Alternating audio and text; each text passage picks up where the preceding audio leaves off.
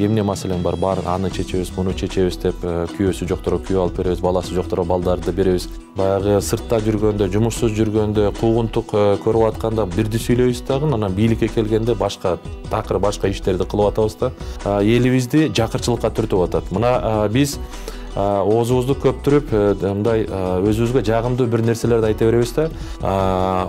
Кудай сактасын, эми ооруп кала турган болсо, жүрөгүнөнбү же дагы башка жагынан операция кылыш керек болуп калса да, барып алып туруп ошол ооруканада кечээ бүтүп келген, истүү бүтүп келген дарыгердин столуна жатабы операцияга. Ушинтип эле суроо бергим келет да, эмне үчүн ушунчалык агрессивдүү түрдө башка бирөө чыкса аны жебийгидей болуп, ар кандай бар жок маалыматтарды, жугундуларды анын үстүнө куюп ушундай кылып атат да. Көз карандысыз, ачык айкын, бурмалоосуз көрсөтүүлөрдү бир гана Үмүт ТВдан көрүңүздөр. Үмүт ТВ эл кызматында. Жакында эле өзүнүн ордун тапшырды. Буга чейин аткарып келген, убактылуу милдетин аткарып келген Садыр Нуркожоевичтин жер жерлерге барган айткан сөздөрүн айтып, жана коррупционерлер кармалып атат деп өз пикирлерин айтып жатат да. Ушул результаттарды сиз кандай баалайсыз 1,5 айдын ичинде болгон? Ар бир саясатчы эле мындай эл уккусу келген сөздү айтып кое берет. Эмне маселең бар, аны чечебиз, муну чечебиз деп күйөөсү жоктора күйөө алып беребиз, баласы жоктора балдарды беребиз, кредити барлардын кредитин жоюп салабыз деп айтып койгон ғой. Бирок бүгүн мына бюджеттин ал акыбалы мына 35-36 миллиард сом бизде дефицит деп атат. Садыр Нуркожоевич өзү айтты, өткөндө 42 миллиардга чейин, жылдын аягына чейин бизде баягы киреше жагынан жоготуулар күтүп жатат деп айтты да. Ошол жагдайда канчалык мүмкүнчүлүк бар да ушул кредиттерди жоюп салуу. Анан албетте мен түшүнүп атам, бул жакында боло турган шайлоонун алдында шайлоочулардын баягы добушуна болгон аракет деп бааласак болот. Бүгүнкү күндө мына мен бир эле нерсени айтайын. Биздин ошол эле мына алтын валюталык запасыбыз, мамлекеттин запасы чет өлкөлүк банктарда 0,1-0,2% менен жылына ушундай пайыз менен. Мындайча айтканда бекер башка мамлекеттерде туруп атат да. Ошол эле учурда чет өлкөдөн келген капитал бизге келип алып, мына орто, мына среднеизвешенный деп коет, 18% менен биздин калкыбыздан кайра алып чыгып кетип атат да. Бүгүн өзүбүздүн мына акча, биздин финансовый система кыргыз калкына каршы иштеп атат десем болот. Ошондон улам элибизди жакырчылыкка түртүп атат. Мына биз оозубузду көптүрүп, мындай өзүбүзгө жагымдуу бир нерселерди айта беребиз да. Мисалы үчүн 20% бизде жакырчылыктын деңгээли деп айтып келебиз. Чын-чынына келгенде 80% калкыбыз баягы бир айда керектелүүчү жашоого керек болгон минимумдагы кирешени таппайт. Маселен, 2019 жылдын жыйынтыгы менен бир адамга керектелүүчү жашоо минимуму 4806 сом болуп аныкталган болсо, 80% калкыбыз ошондой деңгээлдеги кирешеси жок. Демек биз ачык эле айтышыбыз керек, 80% калкыбыз жакырчылыкта жашап атат деп да. Жаштардын кызматка келип, жаштарга жол ачылды деген бир абдан чоң лозунгду көтөрүп алдык, бирок кээ бир жерде кичине коомчулуктун пикири менен келишпей калган учурлар болуп атат. Мисалы үчүн, ошол эле кызматка барган жаштар өзүнүн ишин жакшы билбегендигин барганда эле биринчи берген маалыматтарынан далилдеп коюп жатышат. Бул биринчиден. Экинчиден, сиз жаштардын катарына кирбейсизби? Жаштар жумушка келип атат деди дагы. Сизди кызматтан алышты, эми сиз кызматтан алынганыңызды социалдык баракчалардан, биз сыяктуу эле социалдык баракчалардан окуганыңызды айттыңыз. Же азыркы бийликтин келүүсү менен кадрды жумуштан алмаштыруу башкачабы? Амурда алдын ала айтып, сиз рапорт жазып, андан сиздин макулдугуңуз менен бир өтө турган өзүнүн бир жол жобосу бар эле го. Азыр мынтип биздин бакыйган эле министрлерибиз, эл ишенген адамдарыбыз өзүнүн кызматтан кеткендигин социалдык барактан билип жатса, буну кандай түшүнсө болот? Эми негизинен ар бир жетекчи келип өзүнүн командасы менен иштешкени бул туура эле деп ойлойм. Бирок ошол эле учурда баягы мыйзамдуулук, анан кайсы критерий менен тандалып аткандыгы кеңири калкка мындай белгилүү болсо жакшы болот эле да. Мен бир эле суроону бергим келет да. Ошол биздин жетекчилер, бүгүн кызматкерлерди кандайдыр бир кызматтарга коюп аткан жетекчилер Кудай сактасын, эми ооруп кала турган болсо, жүрөгүнөнбү же дагы башка жагынан операция кылыш керек болуп калса да, барып алып туруп ошол ооруканада кечээ бүтүп келген, ийстүү бүтүп келген дарыгердин столуна жатабы операцияга. Ушинтип эле суроо бергим келет да. Алар жок, алар айтат, мени мындай тажрыйбалуу, эң күчтүү дарыгер карасын же операция кылсын деп айтат да. Ошо сыяктуу эле бул жерде дагы мына мамлекеттик кызмат ушундай, эгерде мындай кандай десем, сразу операция кылып өлтүрүп койбосо дагы жалпысынан элди жүдөтүп, кыйнап, мындай көчөгө чыкканга шарт түзүп коюшу мүмкүн. Ошондуктан эми кандай кадрлар келип аткандыгына мен азыр баа бергим келбейт. Муну кеңири калк өзү бааны берип алат деп ойлойм. Себеби ал киши бүгүн мага мындай оппонент. Мен ал кишиге мындай жаман сөз айткым келбейт. Муну баары убакыт көрсөтөт. Жана эл таразы деп айтам да, кимдер келип атат, кандай критерий менен. Ал сөзсүз түрдө же жакшы жагынан жемишини берет, же жаман жагынан кедергесин тийгизет. Бүгүн баарыбыз тынчсызданып жаткан конституция маселеси. Ал боюнча дагы пикириңизди калтыра айтсаңыз. Эми мындай да, тилекке каршы биз ушул бийликке келгенде башкача ойлонуп калат окшойбуз да. Биз кандай элбиз билбейм.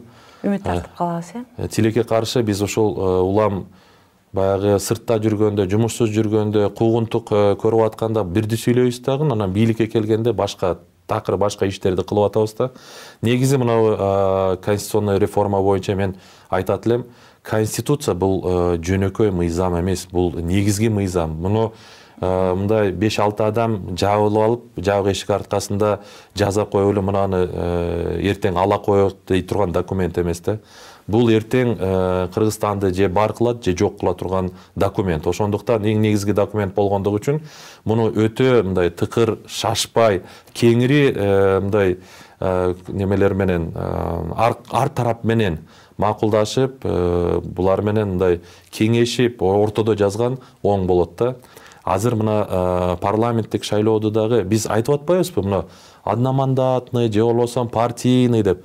Проблема анда эмес. Проблема эртең ушул одномандатный кылганда деле акчалуулар келе берет. Себеби ошолор бир райондо болобу, дагы бир же 2 район бир областта болобу, акча менен сатып алып келе берет. Биз жаңы мен айтып кеткенде ушул шайлоо системасыны акчага байлабагандай кылышыбыз керек да. Жакын арада эле ушул социалдык тармакта сиздин үнүңүз менен сиз деген Садыр Нуркожоевичке ишенбөөчүлүк көрсөткөнүңүз жана эгер президент ким болсун десе ушул Адахан Кемсанбаевди чындап колдооруңуз жөнүндө тарады бүгүн. Буга чейин да сиздин бир үндөрүңүздү жаздырып алып тараткан учурлар болду эле. Бул сиздин телефонуңузду ар дайым мындай текшерип турушабы, же кандай түшүнсөк болот? Же ал сиздин үнүңүз эмеспи? Ошол боюнча да айтып кетсеңиз. Эми мен өзүм атайын кызматтарда иштегем. Мындай саясатта жүргөн адам, же болбосо кызматта жүргөн адам сөзсүз мунун телефондору мындай кандай десем, угуп турат, контролдоп турушат деген ойдо. Мен дайыма сүйлөгөндө ошондой расчет менен сүйлөйм да. Бул эртең мындай чыгып кетиши мүмкүн, же болбосо булар мени угуп атат деп ошондой расчет менен неме кылам да. Анан бирок кечээкү менин үнүмө окшотуп жаздырышыптыр. Ал телефондон эмес, бул фейк, 100% фейк.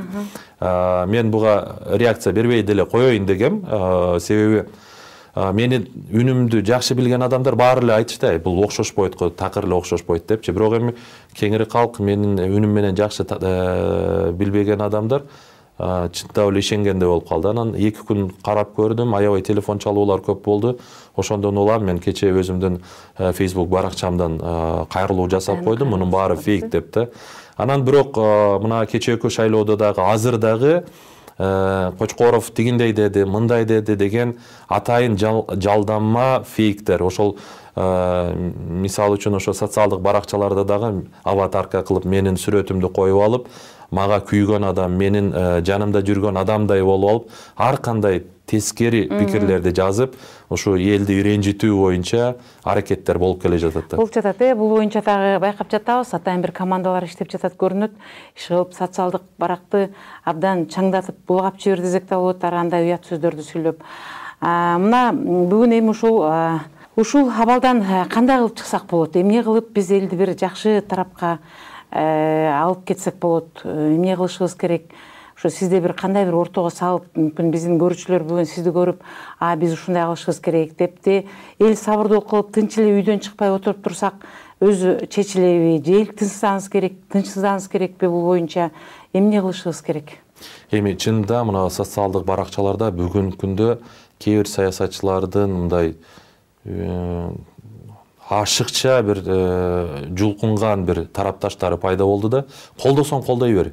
Эмне үчүн ушунчалык агрессивдүү түрдө башка бирөө чыкса аны жебийгидей болуп, ар кандай бар жок маалыматтарды, жугундуларды анын үстүнө куюп ушундай кылып атат да. Тилекке каршы биз баягы адамдарды гана мындай талкуулап калдык да. Анна Елизавета Рузвельт деген бир киши айткан эле да, жөнөкөй мындай идеясы бар адамдар же болбосо бийик адамдар идеяны талкуулайт.